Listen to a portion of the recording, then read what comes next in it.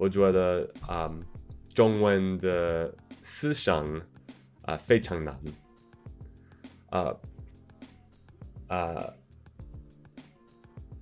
Last year, 上年 I think 上年我每天学习中文30分钟。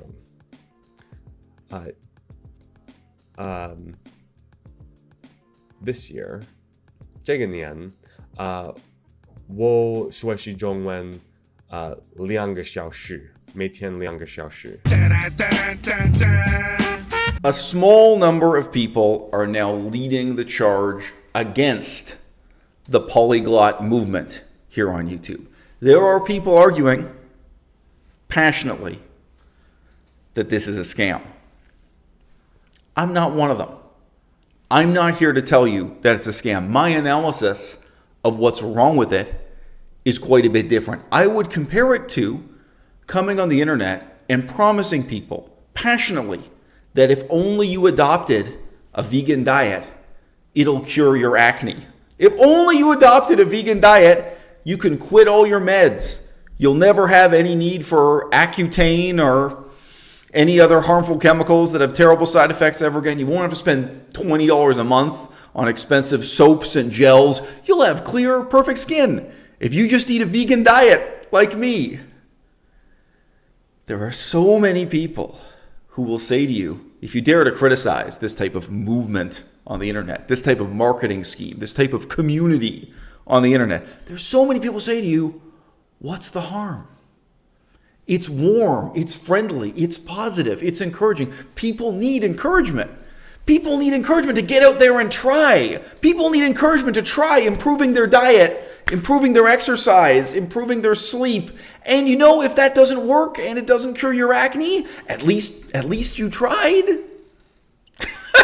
And it's heartbreaking and it's tragic and it ruins people's lives. And nobody stops to consider the strange tragedy for these people who sign up for this life-changing experience and then find to their chagrin that no matter how hard they try, they can't get the promised results. I'm learning Mandarin, and Moses is the person who originally inspired me to start learning Mandarin. I found his channel a little over a year ago, and I thought he was just this incredibly fascinating person, and I thought it was amazing how many languages he could speak and the sort of interactions he was able to have with strangers just by the virtue of him being able to speak to them in the language of their home. And I thought it was so cool. So a little over a year ago, I decided that I was going to start learning Mandarin. And I'm still learning Mandarin. Making that decision was a life-changing thing. Me starting this journey of language learning has given me confidence. It's helped me dream bigger. It has shown me what I can accomplish when I set my mind to something. 我爸爸和妈妈住在加州。我有一个姐姐。我学习中文2个小时，每天2个小时。我想 improve my Mandarin a lot this year. So what is fluency? All of these programs are promising you fluency in 6 months, in 3 months, in 60 days, in a certain finite number of hours measured on the app. Sign up now. What is fluency? Very clearly, fluency in a language does not mean standing on a street corner like Moses McCormick and repeating the same handful of memorized phrases again and again. without being able to even understand the person's reply. Meeting people and saying, Arabic is a beautiful language. I like to speak Arabic. I studied on my own. I don't have a teacher. Like, this is all he did again and again. And he became this idol people worshipped, but he was an idol with feet of clay. And I mean, it's tragicomic what you see in the comments. And if you even just talk to other people who study languages online, they'll always say something like, oh, well, I study Chinese myself, so I can tell that his Chinese is really bad, but I assume he speaks these other languages really well. Then someone else will say, oh, well, Cambodian is my first language, so I can tell his Cambodian is really bad, but I assume he speaks Chinese really well. There are these charitable assumptions on all sides, and what this guy was selling, and I do mean selling, was a false ideology and a broken method to attain something that was unattainable. Now, in what sense do I mean unattainable? I mean it's something like hot ice. I think it's something like a square circle. What do we mean by fluency? Is it attainable in 6 months or even, let's say, 2 years? My answer is no. It's completely impossible. I would even make a claim that it's kind of biologically impossible if we think in evolutionary terms about the biological function of language, something these polyglot YouTubers avoid doing or dealing with.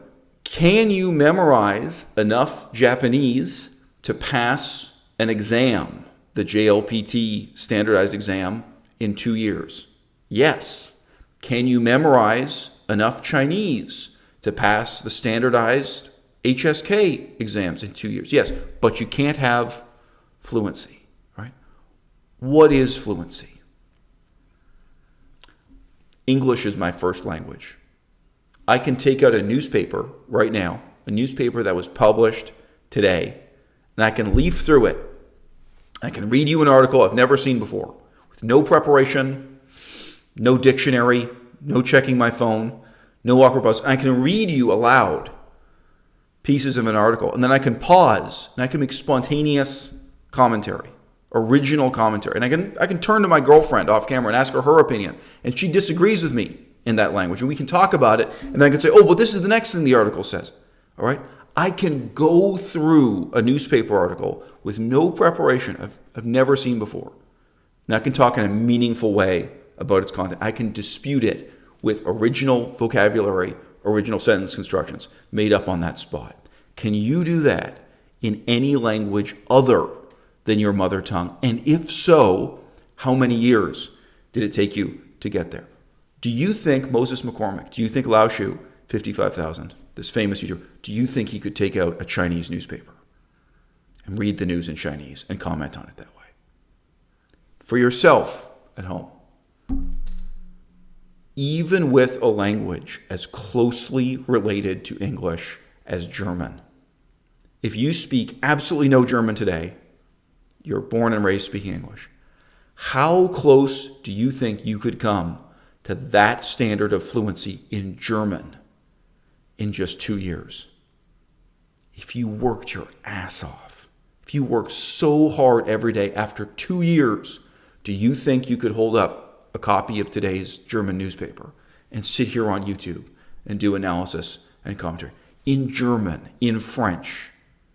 These are the easiest languages if your first language is English. And how does that compare to the challenge presented by Chinese, by Japanese, by some of the most difficult, the most foreign languages in the world? What can you really accomplish in 2 years or in 6 months?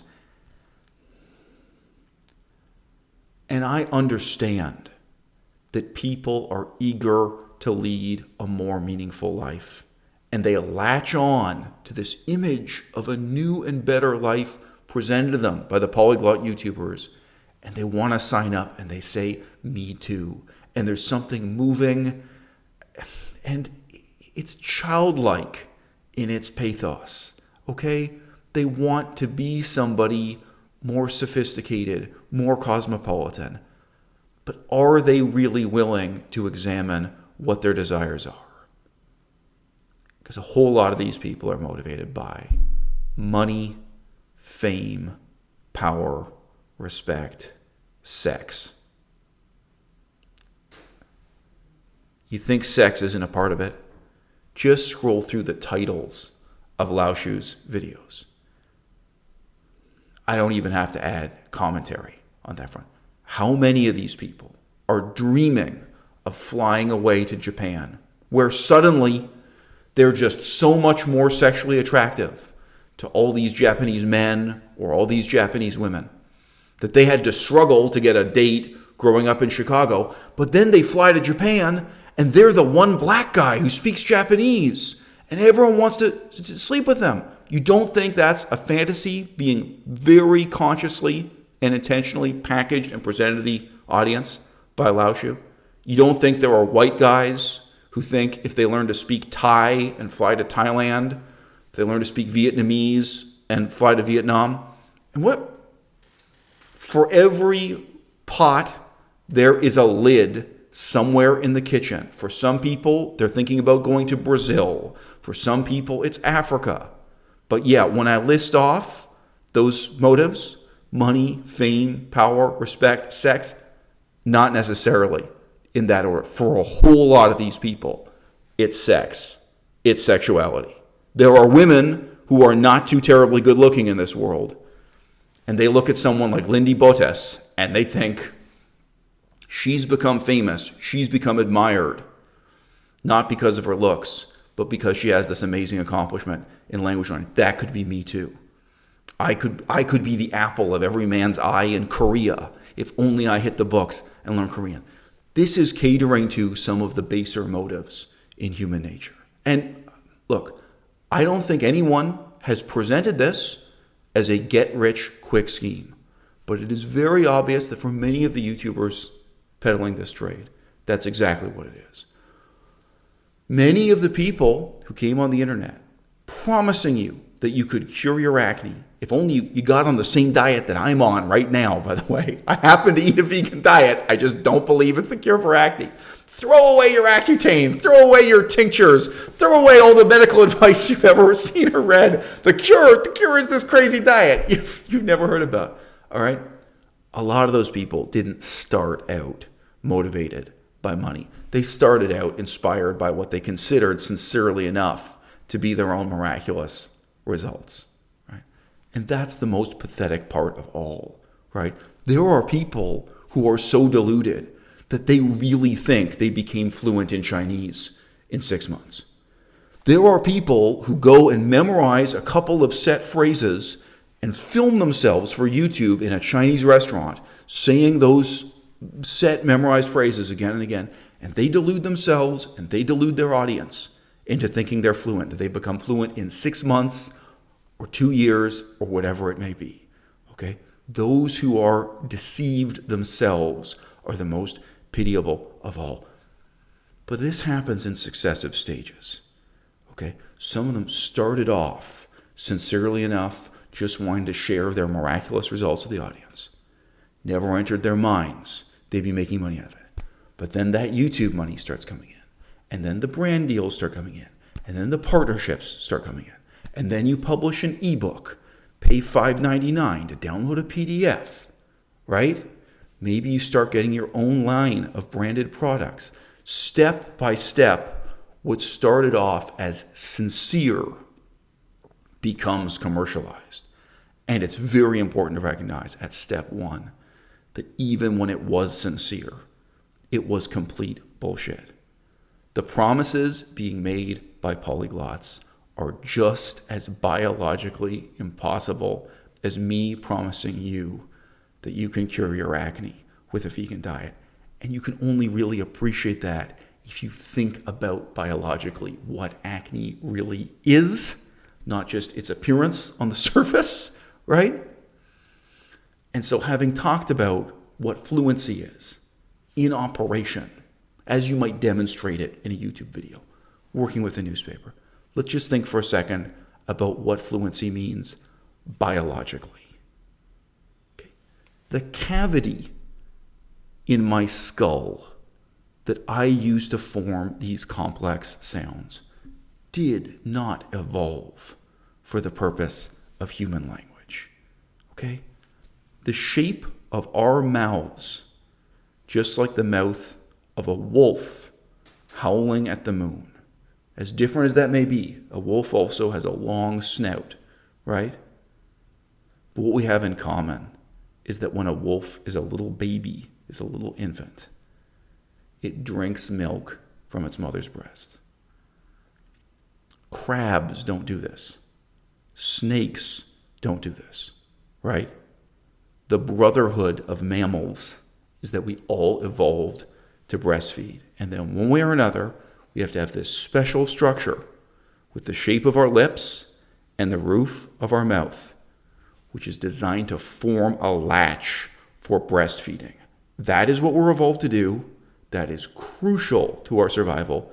Anyone lacking that structure in a state of nature over the last several thousand years or several million years could not survive to the next generation. And wolves, just like humans, can make the sound of the vowel O. They can say, ooh. Yeah? Crows can't. Canaries can't. Snakes can't. So on throughout the rest of the animal kingdom.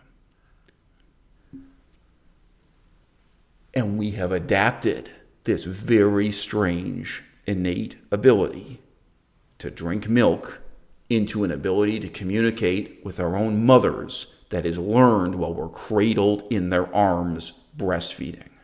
We are evolved to understand one language and one language only, and it takes us about 20 years to learn, practicing 24/7 around the clock, and that is your first language. And there are many, many people, I'd love to know the percentage, who were born and raised with English as the only language they know, and they can't do what I just described as a test of fluency. In their own first language, they can't take out a newspaper, read off the news, discuss it, come up with original observations, right? Whether you think of this as a learning disability or a mental disability or just a lack of fluency in your own first language, right? Even this measure is something not everyone would pass. Not everyone in their years of schooling and their years spent speaking to their parents develop that high level of verbal ability, that high level of language fluency, even in their first language. Okay? Now, if you want to take that weight of a couple million years of evolution and throw it over your shoulders, and you want to start again learning the rudiments of meaning in a new language, as a newborn baby does, if you want to start all over again in Chinese, okay, you have my sympathy, you have my support, but you're actually attempting to do something that's almost biologically impossible. All right? And I've said this in a separate video. Okay, it fucks you up. It comes at a price. It comes at a terrible cost. I was speaking Chinese over Skype the other day with a friend of my girlfriend, and in the middle of a sentence, I lapsed from Chinese into the Laoshan language. And I haven't spoken Laoshan for more than 10 years. Hasn't really been. It's a language I learned many, many years ago. Okay? It's awful carrying with you fragments of multiple languages and trying to keep them straight. And there is a cost, because all those hours you're spending practicing the simplest rudiments of the language are hours that you are not spending on the more sophisticated aspects of language, culture, history, right? Do you want to speak Chinese, or do you want to know about China? Do you want to know the history and politics of China, perhaps the literature of China? Most of that reading, most of that research, you're going to have to do in English, if English is your first language. And if you spend 5 years just working as hard as you can, hitting the books as hard as you can in Chinese, how much better are you going to speak Chinese than the average native speaker when they're 5 years old, when they're 10 years old, when they're 15 years old? How many years is it going to take you to catch up in your level of language ability in Chinese with a lisping teenager? Okay? And then what are all the things you didn't learn? What are all the things you didn't do with your life just by making that commitment to achieve fluency in one language? Okay? I don't think it's evil for human beings to want money. I don't think it's evil for human beings to want fame or sex. You have to decide, do you want it that way? Do you want it for that reason?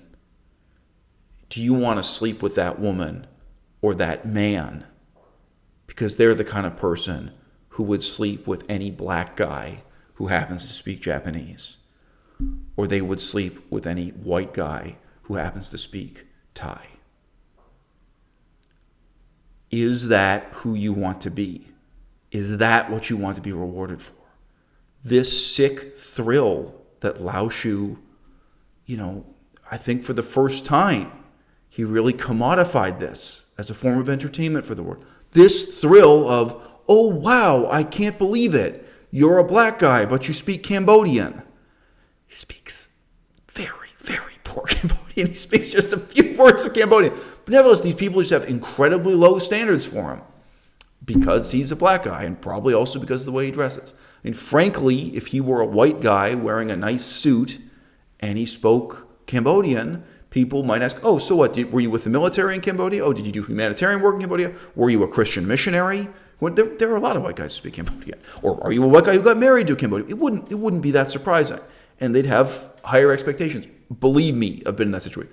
I've been in so many situations where I speak Laotian and people expect me to be completely fluent in Laotian. They assume I've got Laotian grandkids by now. You know what I mean? Like, oh yeah, so you're one of those, oh, you must have been with the CIA and you spoke the language for years. You married a Laotian? No, like I studied the language for like a year and a half or something, guys. Like I'm not that confident in the language. Come on.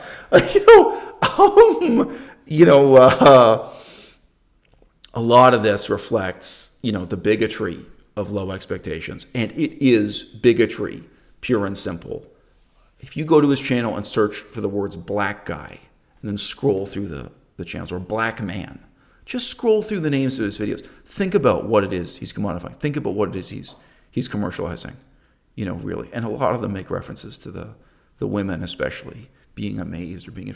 And I've seen him give narratives about women whom he supposedly could have slept with but didn't because he was married at the time.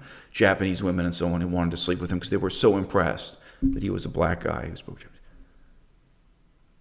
If somebody wants to speak with you just because you're an exotic foreigner who memorized a few sentences, a few pages of a phrase book in their language, is that someone you want to sleep with? Is that someone you want to seduce? All right. We all want sex, but you want sex on those terms. Is that who you want to be? If you want to be famous, if you want to make money, okay? If you want to be respected by others, if you want to earn other people's respect, okay? Is this the way you want to do it? The problem with the whole polyglot subculture on YouTube is not that it's encouraging people to study languages, is not that it's encouraging people to achieve fluency. It's that it's encouraging people to pursue money, fame, power, respect, sex by living a lie.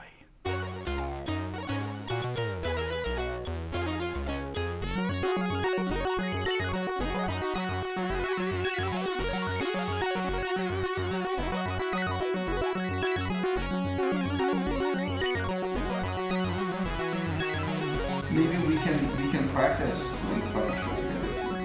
Yes, that's all I needed. I need it all.